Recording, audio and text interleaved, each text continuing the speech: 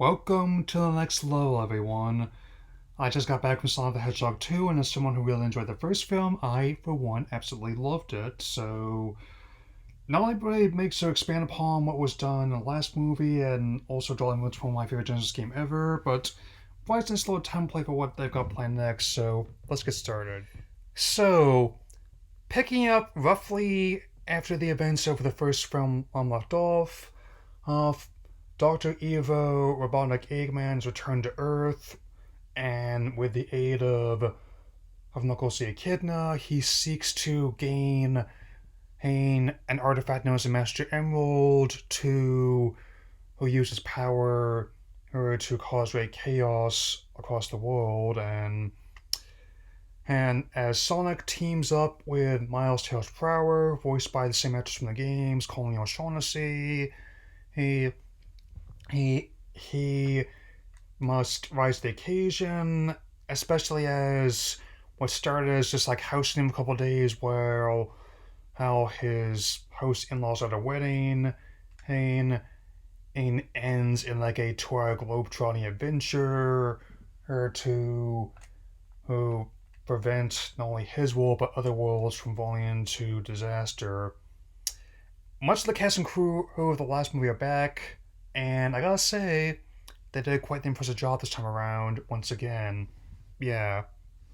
And all I gotta say, hey, for what's coming next is like, your move, Mario. Bring it on. So, even though they didn't intend to have Knuckles be this kind of attractive, even the marketing department kind of caught on to how the fan base thought otherwise, especially with this very entertainingly memey photo shoot they did as part of the promotion, the viral marketing. And again, not quite as many people in the theater as there was when I saw the last movie, but then again, the conditions were not entirely apples to apples. On top of everything else that's going on. I mean, there's definitely been a lot of upheaval in terms of films since then. But it's clear that given how they already banked over $100 million domestically and over $200 million worldwide, the third movie, as well as the Paramount Plus spin-offs they're working on, should definitely be a question of less if and rather when by this point compared to what they're going to do with Fantastic Beasts, and that'll be another time. I'm not going to be going into massive detail or major spoilers that come with my spoiler review when it comes out on Blu-ray or at least on Paramount Plus later this year. But I will talk about the things that stood out at me. I mean, I will say, hey, as this falls on Easter that I'm doing this, people who thought that like Ready Player One was the biggest Easter egg hunt of video game movie you ever seen, a lot of me introduced you to this film. Yeah. So, I mean, there were a lot of obvious Easter eggs. I mean, like you even see like in the ads, like how like the Sonic Adventure 2 pose during this dance in Siberia, like the whole mountainside chase being like the ice cap zone. Lots of adventures to both Sonic Adventure games, like the how is setting up like the gun mercenaries, who's basically they're gonna be like the shield of these franchises, I would suppose who's kind of like an MCU, and but even using those movies as a barometer, they make sure to make the existing movie entertaining to watch as Omer, as well as set up what's coming next, like how they didn't just go straight to making the Avengers. They made sure we knew who Iron Man, Thor, Captain America, and the Incredible Hulk were before they did that, man. So, and with that being the case, I really liked how they handled Tails as seeing like Sonic as a bit of a friend and a big brother, as well as Knuckles being swayed and deceived by Eggman. And also even with subtle ones like the whole meme bean Splash Hill water her her company. I see what you guys did there. Yeah. That note, I totally called it about the Chaos Emeralds being like the Infinity Stones of this franchise. I mean, is where, especially in the sense of how they could cause great disaster in the wrong hands, and also like how they handle things like the tornado and the Death Egg mecha.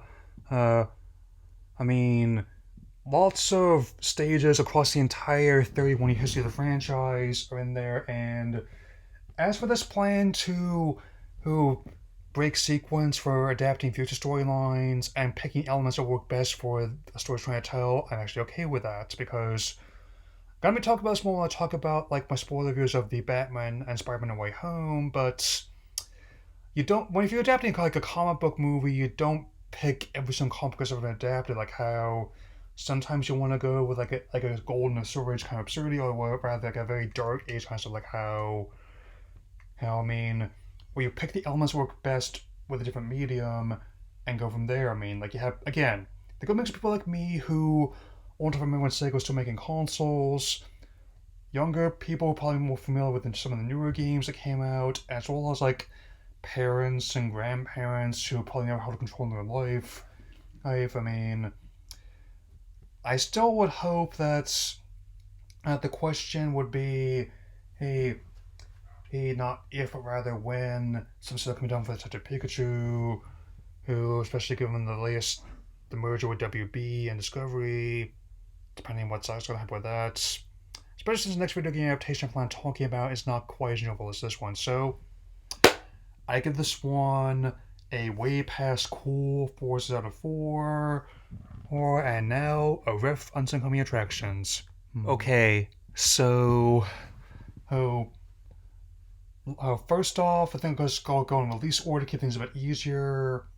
Lightyear, there June 17th, the prequel to the Toy Story series, an origin story for Buzz Lightyear Star Command, detailing his first major mission and his first encounter with Emperor Zurg. It looks really wild, I still would say, and I also don't mind that the mouse put back in that kind of relationship either. I mean, is it really that much harder to buy than the Space Ranger going beyond infinity? Is it? I'd like to think not. I mean, and I'm definitely going to keep an open mind in this movie. I think it also makes sense to me that the first litmus test as to mean for a purely theatrical release. I mean, it's like how like the other ones talked about, how like Soul, Luca, Turning Red, even though they were otherwise exclusive to D plus, they still got limited theatrical releases for formality, holiday, and special events, which makes sense to me, at least. I mean, I still am very much open to seeing other ones of this vein if it's a hit. Woody's Roundup, Mr. Incredible and Pals, maybe Amphibious and Hornet. I guess we'll have to wait and see. Yeah. Okay, so Elvis, June 24th, which stars Austin Butler in the lead role, Tom Hanks as his producer, and directed by Baz Luhrmann of Moulin Rouge and Great Gatsby fame. And I definitely can expect like the usual style from Baz, like how, which would fit well for such like a well-known persona who are in the kind of larger than life until the very end, and I definitely can tell it's going to cover like a lot of the bases where finding himself with his dad's ministry, wowing crowds in the 50s, like the movie making in the 60s, and the biggest resident even like just dying on the jaw in the 70s, where I not sure what to expect from this one. I mean, probably not going to be going and right to see this one, but I'll probably take a look when it comes on HBO Max, most likely. I mean, since it's definitely gonna be a wild kind of movie in a different way.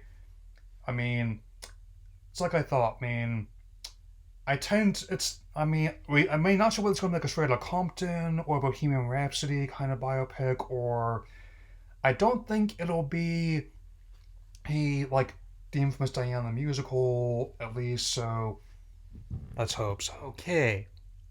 The infamous Minions Rise of Gru, which was meant to come out a couple years ago before, everything happened. They were this close to having it ready to go. They were in the final rendering phase before like the work from home orders began, and I know this because I still had to do these McDonald's promotions and like the official fart gun with thankfully it doesn't actually smell, but I may look at the last movie, which I actually don't hate like some people do. I don't even dislike it. I mean, it's a very, but I do admit it's a very strange movie, and this is definitely going to also be a very strange movie, most likely, given how it basically bridges the gap between those spin-offs as well as Despicable Me.